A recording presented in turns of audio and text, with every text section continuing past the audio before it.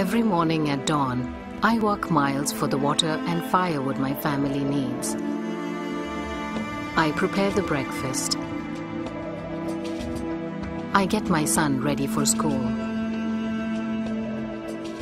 I go to the fields to grow the food our family eats. I keep my daughters out of school to help me with my work. Sometimes I think I should send my daughters to school. But where is the money, and who will do all the work at home? I have never been to school. I was married at 12, gave birth at 15.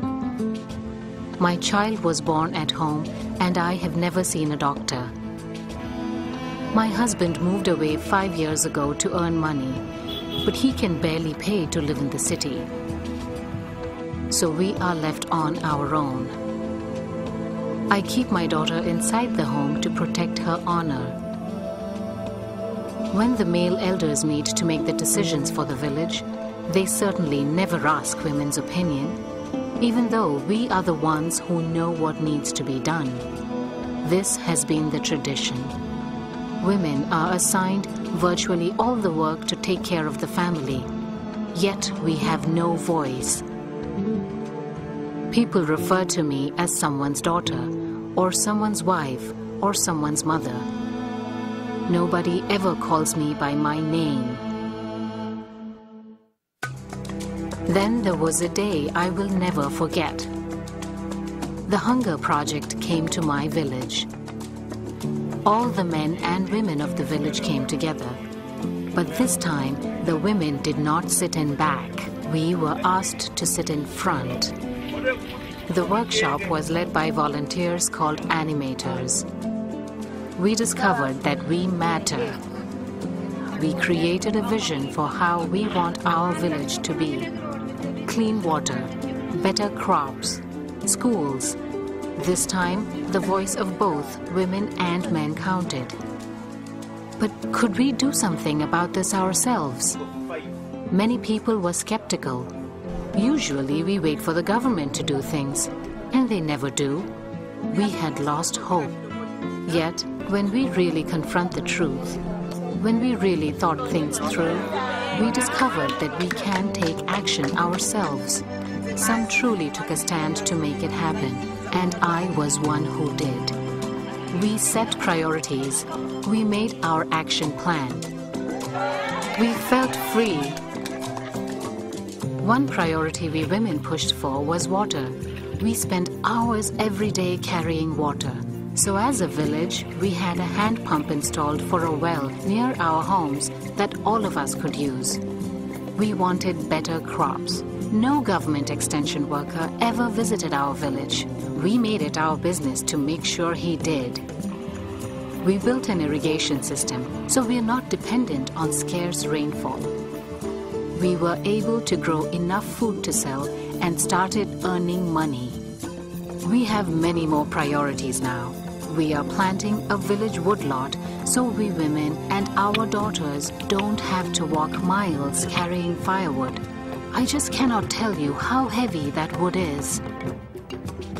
One enormous burden on women is that we must spend hours every day grinding food by hand.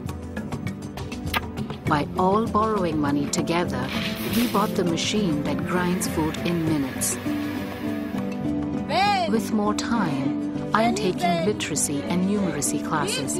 Me, my mother could never read. Her mother could never read. Now I can count money and not be cheated at the market. Now I am confident. Now I speak out. The animators encouraged us to form women's groups. We took out loans. We expanded our farms, earned more money, and repaid our loans. Before, it was taboo for women even to touch money. Now we run our own village bank.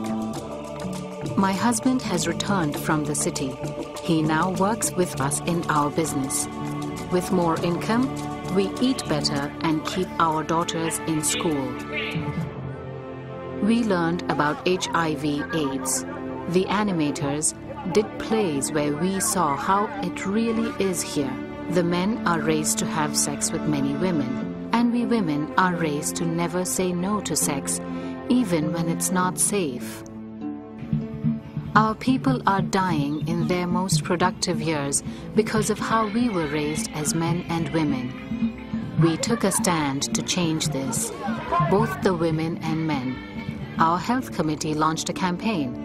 We want everyone to know how to prevent AIDS.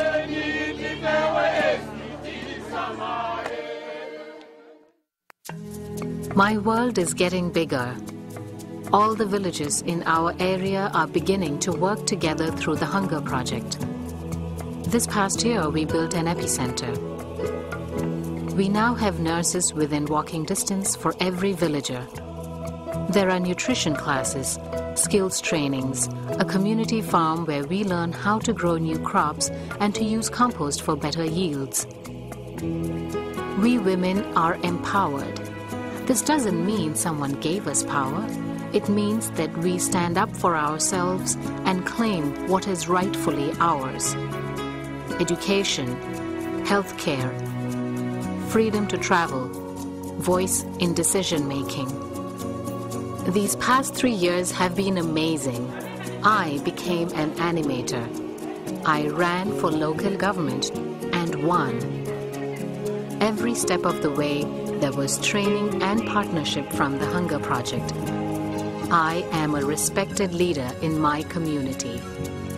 We formed a federation of local leaders that now go to our government to get what is rightfully ours. Before, I was afraid of the government. Now they are our partners. The people hold them to account. We've won court cases. We've had laws changed. We are so proud of our village now. We have achieved so much. Mothers are living. Our children are well-fed and healthy. People are mobilized. Women have voice. Basic needs are being met. Recently, Hunger Project investors from other countries came to visit, to share in our vision, to celebrate our accomplishments. From my first workshop, they told me I had this family, sisters and brothers from around the world, committed to my success. My family is bigger than I ever knew. Millions of women and men in thousands of villages. More than 180,000 trained volunteer leaders. Thousands of committed investors. Together, we are creating a future free from hunger and poverty. A future of self-reliance, equality, and dignity for all.